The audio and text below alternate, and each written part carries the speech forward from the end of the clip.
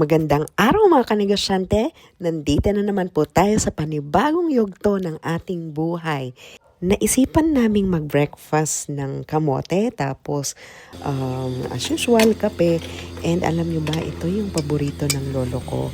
Every time makakakita ko ng kamote, naalala ko siya.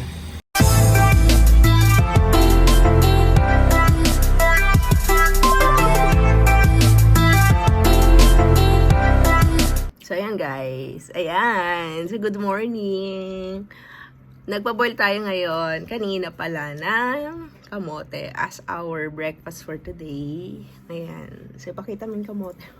Dalawang kamote lang yung kakainin namin today. Tapos, siguro later, yung rest, yun yung ang tag na to?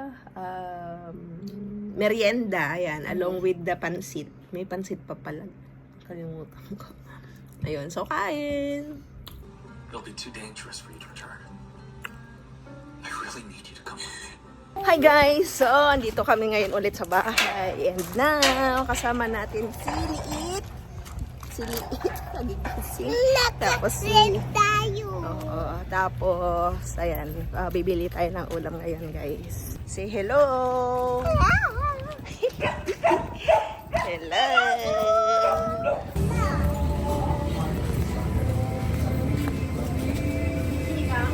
Sinigang, you want to eat no? Magsinigang ka. Pizza, sinigang, kebab. Wala ka. Ay, gusto ko to beans.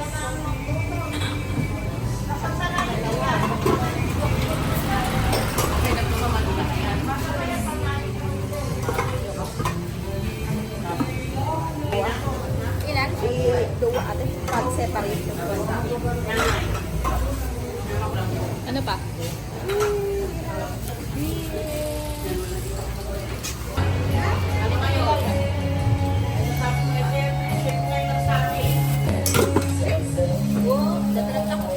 Siyempre, tuwa dita. Ay, tuwa, may isa lang. May isa, tas ginti ko. Delikado. Tapos, dinakdakan. Ano, may isa lang. What's your food? Sinig. So, this is our food. Pamutan. Gabi-gabi. So, dito kami kakain. Ito yung ulam namin. Bokis, adobo, beans, dinakdakan. Tapos, ito yung view namin, guys.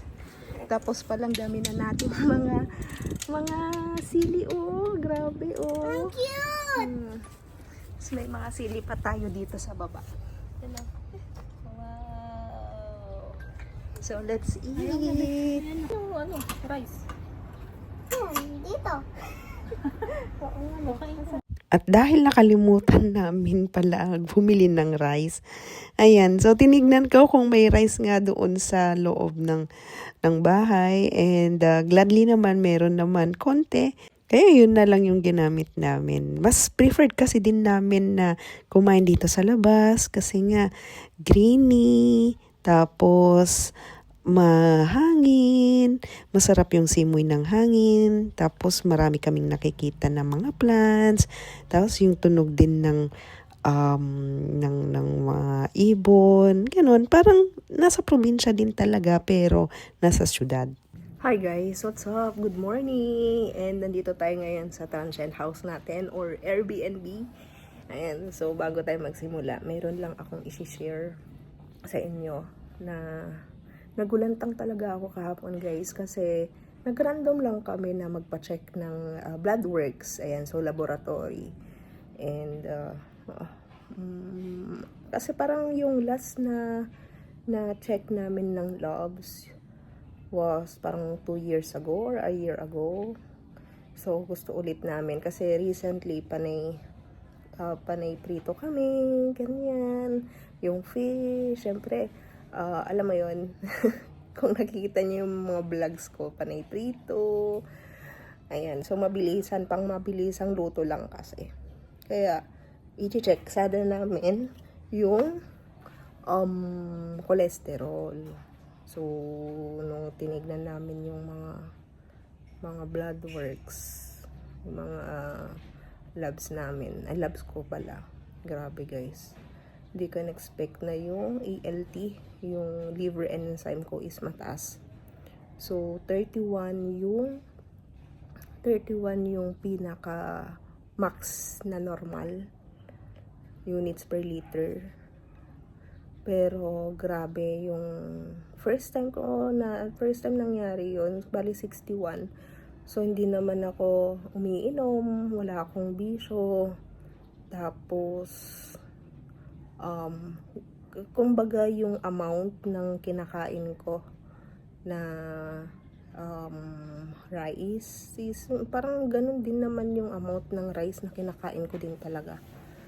Pero ewan ko ba't nag-shoot up sa 61, parang times 2 yung result. Okay pa sana yung, di ba 31 yung normal, so okay lang sana yung 32, 33 or hanggang 35, sabihin na natin 36. Pero yung times 2, parang natakot talaga ako guys. Natakot ako para sa liver ko. Kasi nga syempre, di ba, yung liver doon ang gagaling yung production ng blood natin. Eh, may thalassemia ako. So, I don't know. So, ang iniisip ko talaga ngayon is magpa-ultrasound talaga. Pa-ultrasound. Para makita kung ano kung fatty liver. Syempre, matik na yun kung mataas yung enzyme. Fatty liver na. Pero, gusto ko talaga. May PCOS din kasi ako. Yun. Iniisip ko. So, yung gagawin ko ngayon is modification. Diet modification. Kaya nakakalungkot, guys. Alam mo yun, parang inaalagaan mo yung sarili mo. Wala ka namang bisyo.